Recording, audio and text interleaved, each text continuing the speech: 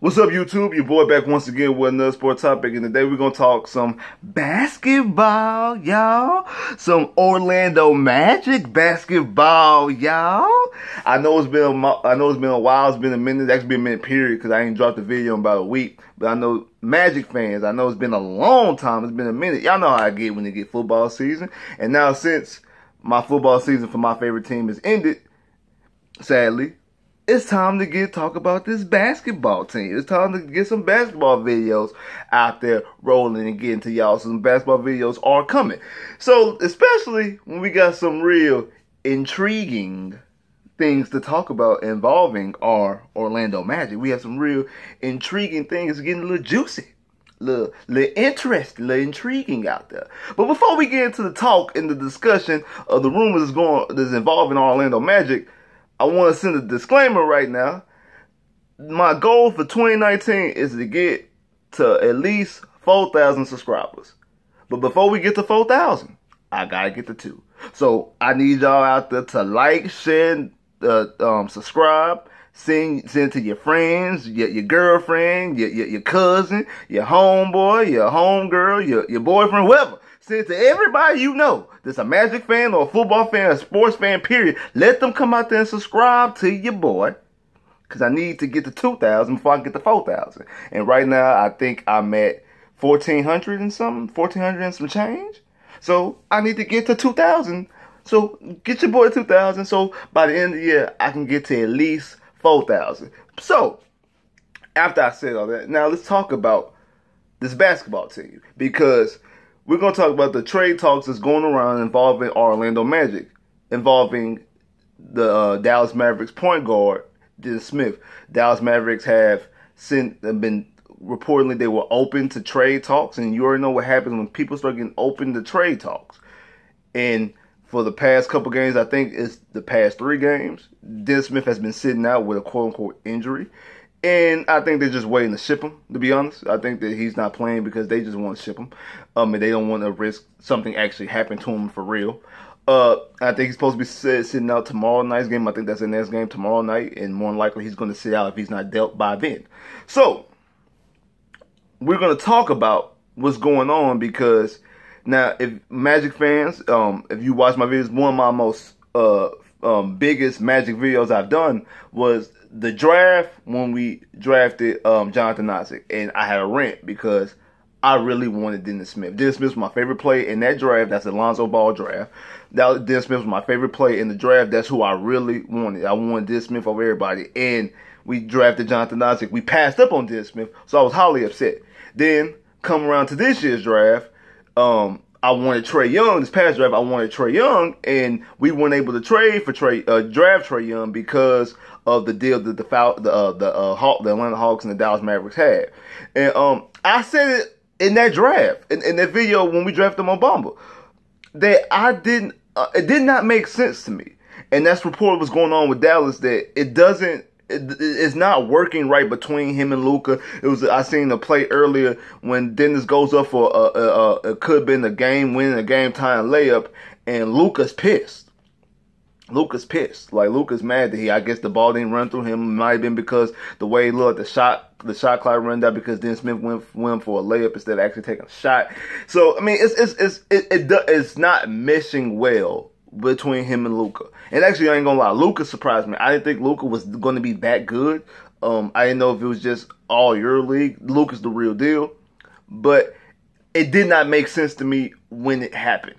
And for us to go out there to get Dennis Smith, I'm all for it. Like I said, I'm all ears for Dennis Smith. But the caveat to that is, what is it going to take to acquire Dennis Smith? That's the rub. That's where I have issue with. What is it going to take? Because I'm okay with some trade scenarios, and I'm not okay with a lot of them. So we're going to talk about the trade scenarios. One of the ones I seen was, I'm going to just start off top. Isaac, Gordon, and Mobamba, in my opinion, are off limits. Like, this is just me. In my personal opinion, Mobamba, Isaac, Jonathan Isaac, and Aaron Gordon are off limits. The reason being is because, I'm going to start off with Isaac because they're in the same draft. The reason why that Isaac one, I would not agree with that. With them trading Isaac, with them dealing anything with Isaac, unless you're trading Isaac straight up for Dennis Smith, which I highly doubt. So I'm thinking that you're gonna have to give either at least some picks, if not another player. And when you're doing that, that means you're admitting a mistake that you should have took Dennis Smith. And that means 2 years ago in the draft, you should have just took Dennis Smith instead of taking Jonathan Isaac. Now, if you, a year and a half later to amend that mistake, you're going to have to give up a future first or another player, a shooter of some sort. And you still don't have, and then you don't have Isaac, when you could have just got the exact same. It could have been the exact same scenario, except you wouldn't have to give up anything if you just drafted Dennis Smith 2 years ago, which I thought was in the best interest, because I've been knowing for a long time that you need a point guard. I know a lot of people out there, a lot of Magic fans, y'all hold Jameer Nelson dear to your heart, and I love Jameer Nelson. But the Magic have not had a legitimate point guard really since an all-star level point guard since Penny. I like Jameer Nelson. I know Jameer Nelson class, quote unquote, was an all-star at one time, but remember when we went to the finals, Jameer Nelson did not play. He didn't play until the finals because you had Rafer Alston playing throughout that, from the All-Star break, that whole playoff stretch, until game one of the finals against the Lakers. I don't think that Jameer Nelson was fully healthy in that finals. I think he rushed back because it was the NBA finals. He wanted to play in the NBA finals, and I do think that them start, and then also Stan Van Gundy starting him. I thought Stan starting him was a big mistake because I didn't think that he was ready at that time. But that's back in 2009.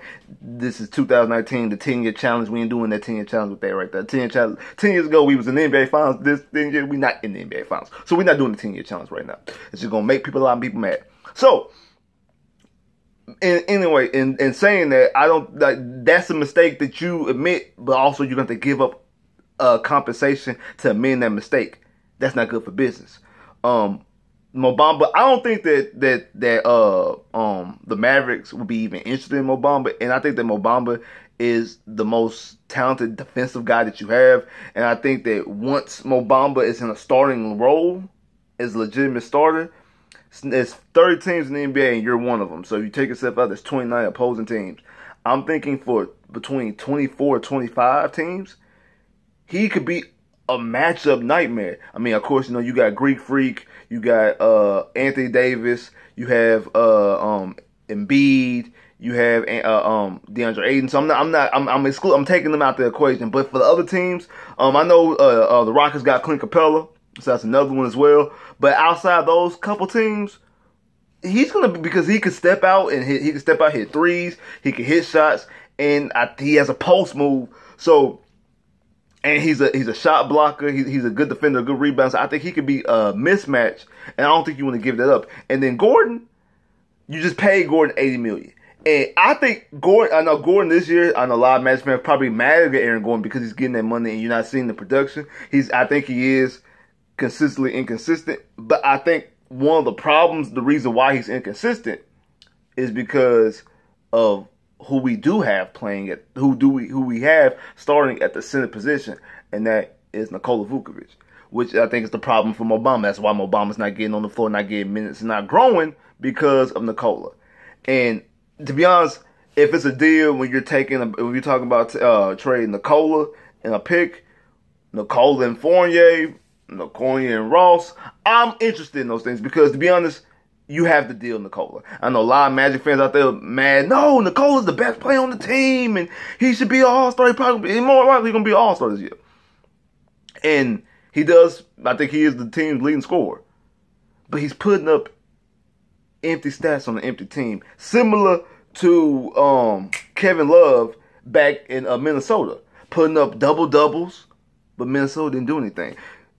If Nikola Vucevic is your best player on the team, you're not winning a championship, and I doubt you go to the playoffs. I think it's very hard for you, even in these, going to the playoffs when you're running your offense through Nikola. Not saying that Nikola's a bad player, but the way this roster is currently constructed, you're not winning the championship, and you're not going to the play, and it'd be hard for you to go to the playoffs, in my personal opinion. The team ceiling right now, to me, the way this team is currently constructed, the team ceiling is getting to the 8th seed, and more than likely getting swept. maybe win a game, but more likely sweep. I think that they're a very competitive team. And I mean, when you watch this team, they can compete with anybody. They can play with anybody. They beat Boston both times. You seen how they swept the Lakers. You see how they look against the Rockets. Like, they're a competitive team, and as currently constructed, but it's no substance. There's no identity to the team. And I think that you can get to in the East, you can get to the A seed. And because you're a competitive team, you can have those games close. You can get swept, but lose by average of 3 points of a four playoff game series. Losing by 3 points here, 2 points there, 4 points there, things like that. Like, you in very competitive games. So I think that's the ceiling for the Magic as currently constructed. So that's why I think that you would have to deal some players. And I do think that Gordon, Mo Bamba, and Isaac are your core. And I think you need to add somebody in. Like I said, I think you need a playmaker. You need a guy who can facilitate. You need a guy, like I said, the biggest issue for the team is scoring and a point guard. And it's been like that for the past 5 years. It's been like that for the past 5 years. The same problem, scoring and a point guard. And outside of the year that you could have took Dennis Smith, you were never really in a real position to fix it. I mean, like, I seen on the Most Valuable podcast, they did a mock draft, and they were talking about that the Magic gotta go with a 1 or 2 a point guard, shooting guard in this year's draft, which is understandable if they don't do anything by the trade deadline, because they should have came away with a point guard last year. It was taken out of their hands because they couldn't take Trae Young because the Dallas and Atlanta Hawks deal. So what, you would have took Colin Sexton? I don't think Colin Sexton, like, you would have took Colin Sexton, you might as well have kept Elfrid Payton. I think Colin Sexton is a better player than Elfrid Payton, to be honest. But they cut from the same cloth. They cut from the same mold. They have the same play style. I don't think that would have did you any good. So I firmly believe and agree with them getting Mo Bamba. It's the Jonathan Isaac, Dennis Smith one that will come back to bite them. But they can rectify it this year if they trade and make the right trade pieces. And I do think that Dallas is going to deal Dennis Smith. I think Dennis Smith is going to get dealt before the trade deadline. I know the Suns were reportedly in the mix, but then the Suns report said they were never in the mix, and then I heard Detroit's now in the mix. I think that, to be honest, my personal opinion, I really think it's just the Mavericks and the Magic, because if you see, the Magic are the only team that's the constant not taking out the deal. And I think that the Mavericks are trying to throw other teams' name in the hat to make the Magic give up more. Because I think the Magic probably have a set of what they want to give up, and they don't want to come off that. So I'm thinking they're trying to make the Magic fold a little bit and be like, no, we're going to give up this, we're going to give up that. Try to, to make the pot a little bit more sweeter for the Mavericks, which is good business. I know I see a report that because Nikola Vukovic and Aaron Gordon and Luka Doncic all have the same agent, that and when it comes to a trade, I don't think that means as much. Now, if this was free agency, if Gordon was a free agent, then I could see that being not an issue, but being something to add to the pot. Same thing with Nikola. But when it's coming to a trade, I don't think that really means too much because a lot of guys' agents. So I don't think that really means too much as far as that. And plus, when it comes to trades, the team's going to do the best for the team.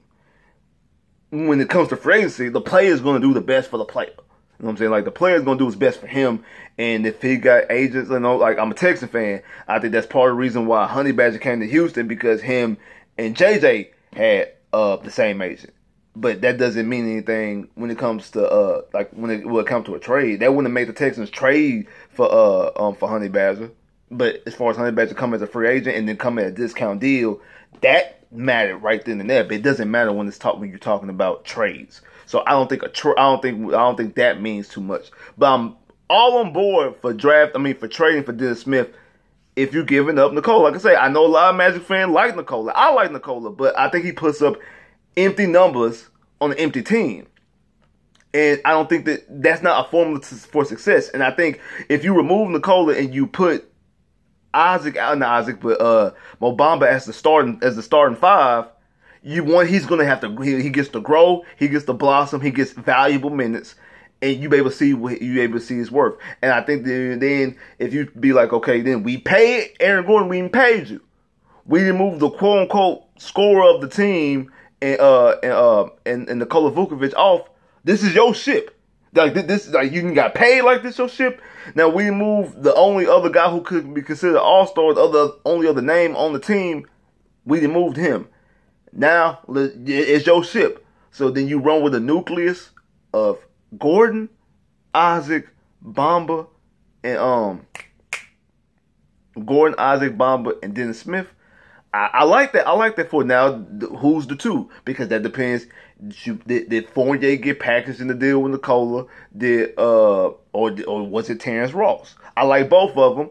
I think that Terrence Ross is more consistent than Fournier. Fournier, a lot of games, Fournier will have like a no-point game or a one-point game. I think that Terrence Ross is more consistent. I like Terrence Ross more as a spot-up shooter off the bench. I like him coming off the bench. So I really like Terrence Ross. And I think that might be the biggest feather in Terrence Ross's hat is that Fournier needs to start and Terrence Ross come off the bench to bring in your second wave. So that might be the biggest thing that can help keep Fournier as a starter and keep Fournier as a mainstay. Could the deal get done with Nikola and some picks? I don't know. I really don't know. Would you want to give up a first round unprotected pick for Dennis Smith? I'm cool with that because I think if you get Dennis Smith, I think if just say for the sake of argument's sake, say that your team, your starting five is Dennis Smith, Fournier, Isaac, Gordon, and Bamba. I think that gets you. When I said the ceiling earlier, as the team constructed as the AC, I think they can get you to the 6th. I think they get you to the 7th and 6th, possibly the 5th. Depends on what's going on with Boston because you would hold the tiebreakers because you've already defeated Boston a couple times this year. So more than likely, if you and Boston had the same record and Boston falls to the 5th seed and you and Boston have the same record, you would leapfrog Boston because you quote unquote on the tiebreaker because you've already defeated them a couple times this year. So keep that stuff in mind. So I do think that you elevate your ceiling this year and then your potential next year because that's a young ass nucleus. I mean, with Gordon, 23, Isaac, 21. I think I think Dennis Smith is 21, 20 or 21, and then Mo Bamba's the youngest at 20. That's a young ass team. That's a young ass nucleus that can grow. So I'm with that. I don't want to give up Isaac, Bamba, and Gordon. I think you have to keep those three. And if you add Dennis Smith to that, I think you have a recipe for success. So I know a lot of people like Fournier. I mean, a lot of people do like Fournier, but I know a lot of people like Vukovic and don't want to trade Vukovic. I think you got to get better for the future. You're going to have to part way with Vukovic because Nikola Vukovic because you have to let Bamba grow. Like, share, subscribe if you haven't. Comment below if you haven't. Click that bell. Get more videos. I holla.